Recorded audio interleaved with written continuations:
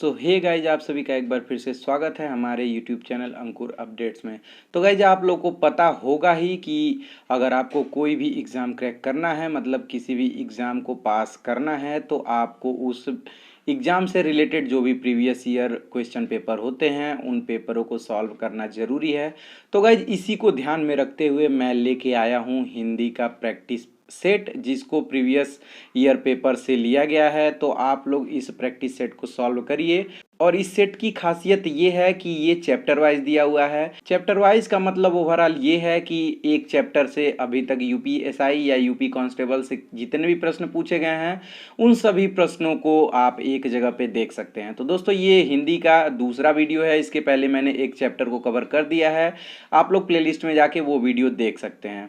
तो आपको मैं एक बार इस यूथ कंपटीशन टाइम का जो कवर है उसको मैं दिखा दे रहा हूँ, जिसमें सामान आप देख सकते हैं। तो चलिए चलते हैं प्रश्नों पे, और सबसे पहले आपको बताते हैं कि ये इस चैप्टर का नाम क्या है। तो ये हिंदी व्याकरण का मौलिक ज्ञान नाम का चैप्टर है, और इसमें जितने भी प्रश्न अभी तक पूछे गए हैं, चाहे वो यूपीएसआई हो, चाहे वो यूपीएसआई मृतक आश्रित हो या फिर कांस्टेबल हो, उन सभी प्रश्नों को एक साथ यहाँ पे दिया गया है।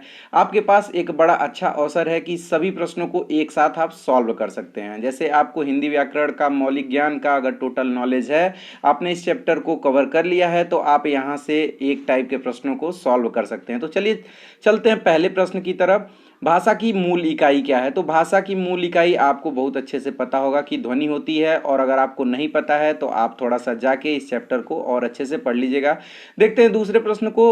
शब्द की सबसे छोटी इकाई क्या होती है? तो शब्द की सबसे छोटी इकाई दोस्तों वर्ड होती है। और देख सकते हैं आप, ये पेपर जो है उत्तर प्रदेश कांस्टेबल में पूछा गया है, जो कि 25/10/2018 के पेपर में पूछा गया था। देखते हैं अगले प्रश्न को। वर्णों के कितने भेद होते हैं? तो दोस्तों, वर्णों के आपको बहुत अच्छे से पता होगा कि वर्णों के 2 भेद होते हैं। और अगर आपको नहीं पता है तो आप देख सकते हैं इसके नीचे काफ़ी अच्छे से विस्तार में आंसर को बताया गया है, मतलब उत्तर को बताया गया है, तो आप उसको देख के भी क्लियर कर सकते हैं। फिर चलिए चलते हैं अगले प्रश्न की तरफ, जहाँ पे अगले प्रश्न में है श का उच्चारण स्थान क्या है? तो दोस्तों, जो श है इसको बड़ा स कहते हैं। इसका जो उच्चारण स्थान है वो तालु से होता है। आप बोल के भी चेक कर सकते हैं। जनरली क्या होता है, इस टाइप के प्रश्नों को आप प्रैक्टिकली बोल के चेक करें तो ज़्यादा आसानी से आप सॉल्व कर सकते हैं। देखते हैं अगले प्रश्न को। कौन से शब्द में र व्यंजन नहीं है? तो आप सबको पढ़ सकते हैं, जिसमें मात्र में र है, क्रम में र है, मूर्धा में र है। जो मातृभूमि है उसमें र व्यंजन नहीं है। तो इस प्रश्न का उत्तर ऑप्शन नंबर डी हो जाएगा। चलते हैं अगले प्रश्न की तरफ, जो कि है कौन सा व्यंजन नासिका द्वारा उच्चारित होती है? नासिका का मतलब होता है नाक। तो इसमें जो उत्तर होगा वो पहला होगा, जिसमें आप कह सकते हैं कि अण मतलब जो कुछ नहीं होता है वो नासिका के द्वारा बोला जाता है। फिर मैं अपने आप को करता हूँ थोड़ा सा किनारे, और ताकि आपको क्लियर दिखे। फिर देखते हैं 7वें प्रश्न को। स्वर रहित व्यंजन जब स्वर सहित व्यंजन से मिलता है, मतलब यह है कि जिसमें स्वर जुड़ा हो और जिसमें स्वर न जुड़ा हो, ये दोनों जब आपस में जुड़ते हैं तो इसको कहते हैं संयुक्ताक्षर, जो कि आप अच्छे से देख सकते हैं। 8वां प्रश्न की तरफ चलते हैं कि तालव्य ध्वनि ध्वनि कौन सी है? तो तालव्य ध्वनि जो बड़ा सा होता है वो तालव्य ध्वनि होता है। आप इस टॉपिक को बहुत अच्छे से पढ़ लेंगे तो आपके लिए ये सब जितने भी क्वेश्चन हैं ये हलवा टाइप का हो जाएगा। फिर देखते हैं कि अगले प्रश्न में दिया हुआ है कौन सा वर्ड अघोष है? तो दोस्तों, कौन सा वर्ड अघोष है, कौन सा सघोष है, इन दोनों को जब आप रट्टा मार लेंगे या फिर समझ लेंगे तो आप आसानी से टिक कर देंगे ऑप्शन नंबर ए को, जिसमें क दिया हुआ है। फिर प्रश्न है वर्णों के समुदाय को क्या कहते हैं? तो वर्णों के समुदाय को अगर मुझे लगता है आप आंख बंद करके भी टिक करेंगे तो वर्णमाला पे ही टिक होगा। फिर दिया हुआ है जो ए है उसका उच्चारण स्थान क्या है? मतलब ए को बोलते समय कौन कौन सा जो मुंह का पोर्शन है वो टच होता है? तो आपको बड़े अच्छे से पता है कि जब ए बोलेंगे तो कंठ और तालु से टच होता है, तो इस वजह से इसको कंठ तालव्य भी कहते हैं। फिर देखते हैं अगले प्रश्न को। जिन वर्णों का उच्चारण स्वतंत्र होता है उन्हें आपको अच्छे से पता है कि उसको स्वर कहते हैं, ये बताने की ज़रूरत नहीं है। फिर भी मैं इस वजह से आपको बता रहा हूँ कि यूपीएसआई बैच मतलब तीसरे पाली में 22 दिसंबर 2017 में ये प्रश्न पूछा गया था। तो अच्छा, कुछ लोग ये कहते हैं बहुत टफ प्रश्न आता है, तो आप देख लीजिए, अगर इसको आप टफ मानते हैं तो ये टफ है। फिर अगले प्रश्न में दिया हुआ जो ढ से ढक्कन होता है उस वर्ड का उच्चारण स्थान क्या है और वो किस वर्ग में आता है? तो जो ढ से ढक्कन है वो ट वर्ग में आता है। आप अगर ट से पढ़ेंगे ट ठ ड ढ अड़ तो उसमें आएगा, और ये चौथा वर्ग है। तो ये ऑप्शन नंबर बी में दिया हुआ है। फिर देखते हैं अगले प्रश्न को, हिंदी वर्णमाला में स्वरों की संख्या। तो हिंदी वर्णमाला में स्वरों की संख्या 11 होती है, ये तो बताने की बिल्कुल ज़रूरत नहीं है, लेकिन रही बात अगर प्रश्न में आया है तो बताना मेरी मजबूरी है। फिर देखते हैं 15वें प्रश्न को, वर्णमाला का कौन सा अक्षर पुल्लिंग नहीं है। अच्छा, कुछ इसमें मैथ टाइप के टिपिकल प्रश्न होते हैं जो आप एक बार दो बार जब सॉल्व कर लेंगे तो आपको अच्छे से याद हो जाएगा। तो उसमें आप देख सकते हैं जो 15वें का आंसर होगा वो छोटी और बड़ी पुल्लिंग नहीं है, और जो भी हैं वो सब मतलब पुल्लिंग हैं। फिर देखते हैं अगले प्रश्न को, च वर्ग ध्वनियाँ किस वर्ग में आती है। तो आप आराम से ध्यान दे सकते हैं, कचट तप होता है, क मतलब कंठ से शुरू होता है, च तालव्य मतलब तालु से शुरू होता है, तो ये ऑप्शन सी है। फिर जो 17वां प्रश्न है, मैं वहाँ से अपने आप को थोड़ा सा करता हूँ साइड में, और 17वें प्रश्न को आप खुद देख के बताएंगे कि इसका उत्तर क्या हो सकता है। आपको अच्छे से पता है कि अगर दक्ष को आप अलग अलग तोड़ेंगे, मतलब स्वर और व्यंजन को अलग अलग करेंगे, तो जो हलंत है उसको आधा द बोलेंगे, और जो अ है वो स्वर है, तो इसको अलग करके जब एक साथ जोड़ेंगे तो दक्ष हो जाएगा, जो कि ऑप्शन ए में है। फिर चलिए देखते हैं अगले प्रश्न को। तो ये प्रश्न है आपके सामने 1 रुपये का, जो कि आपको अगर सही उत्तर पता है तो 1 रुपया आप अपने आप को दे सकते हैं, क्योंकि मैं तो आप लोग को नहीं देने वाला हूँ। इस प्रश्न में दिया हुआ वर्ण स्वर की सहायता से बोले जाएं उन्हें क्या कहा जाता है। तो आप बताइए क्या कहा जाता है। अगर जिसमें भी स्वर लगा होता है उसको व्यंजन कहा जाता है। तो व्यंजन आप देख सकते हैं ऑप्शन बी में दिया हुआ है। फिर देखते हैं 19वें प्रश्न को, जहाँ पे है व्यंजन को स्वर रहित दिखने के लिए किस चिन्ह का। तो अच्छा, स्वर रहित का मतलब ये होता है जब नीचे हलंत लगा देंगे तो आप ये समझिए कि उसमें स्वर नहीं होता है। रहित मतलब उसमें स्वर नहीं होता है, सहित मतलब उसमें स्वर होता है। अच्छा, ये थोड़ा सा कुछ इधर उधर उल्टा सीधा हो गया है हमसे, तो इस वजह से इसके लिए माफ़ी तो नहीं मांगूंगा, क्योंकि इतनी बड़ी चीज़ नहीं है। तो ये है प्रश्न 21वां, जिसमें आप कुछ तत्सम और तद्भव के भी प्रश्न देख सकते हैं। उसको भी हम लोग इसी वीडियो में सॉल्व करने की कोशिश, नहीं एकदम 100% सॉल्व करेंगे।